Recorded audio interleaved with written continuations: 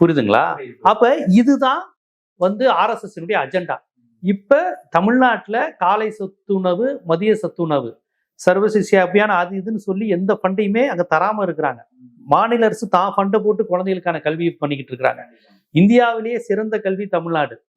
பெண் கல்வி அதிகம் இருக்கிறது தமிழ்நாடு. தலித் பிற்படுத்தப்பட்டோர் அதிக அதிகாரத்திலையும் உயர் பதவியில் இருக்கிறது தமிழ்நாடு. இஸ்லாமியர்கள் கண்ணியத்தோடையும் நல்ல பதவியிலையும் வாழ்றது தமிழ்நாடு. இப்ப பாஜக இதை விரும்புமா? என்ன பண்ண போறாங்க? திருப்பரங்குன்றம் எப்படியாவது மத கலவரத்தை ஒன்று பண்ணி அயோத்தி மாதிரி மாத்திரணும். இதை நான் சொல்லல, யார் சொன்னா? சொன்னதே எச் ராஜா சொன்னாரு. நாகேந்திரன் சொன்னாரு, மாநில தலைவர் அவர் சொன்னாரு. அதனால எச் ராஜாவே கொடுத்த வாக்குமூலம். அப்ப முதலமைச்சர் ஸ்டாலின் அந்த பிரச்சனையில கோர்ட்டு தீர்ப்பை கூட மதிக்க முடியாது. இது மத பதட்டம் வரும், நீ மலையில ஏறக்கூடாதுன்னா. ஆனா இன்னைக்கு விஜய் கட்சி அதனுடைய ரோல் என்ன? திருப்பரங்குன்றத்துல அமைதியா இருந்திருப்பாங்க, அவ்வளவுதான். கருத்தே கிடையாது, எதுலயுமே கருத்து கிடையாது.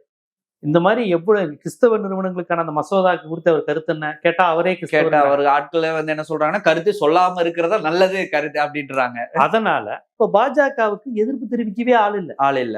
அவர்கள் என்ன மசோதா கொண்டு வந்தாலும் எதிர்ப்பு தெரிவிக்கவே ஆள் இல்லாத ஒரு நிலை வந்திருக்கு. இப்ப இத பாஜக மிஸ் பண்ணாரு. கண்டிப்பா. அப்ப விஜய நீ பெரும்பான்மை ஆளுநர், அவங்க ஆளுதான். ஆளுநர் நினைச்சாதான் சிஎம். அப்ப பாஜகவோட மங்காத்தா எப்படி தொடங்கும்னா, 118க்கு அவங்க எப்படி கொண்டு வராங்க? பாமகவோ இல்ல இவங்க கட்சியோ காங்கிரஸோ யாரை வேணாலும் கூட்டி இங்க வச்சுக்கிட்டாலும் கவர்னர் மனசு வைக்கணும். கவர்னர் அப்படி மனசு வச்சு விஜய் சிஎம் ஆக்குனா பாஜக இருக்கிற ஒரு எம்எல்ஏ எல்லாம் மேட்டர் கிடையாது. ஏடிஎம்கேல 10 பேரை ஆதரிக்க சொல்லி பண்ணுவாங்க. அதனால யாரை வேணாலும் அவங்க இது பண்ணிக்கலாம், அது மேட்டர் கிடையாது.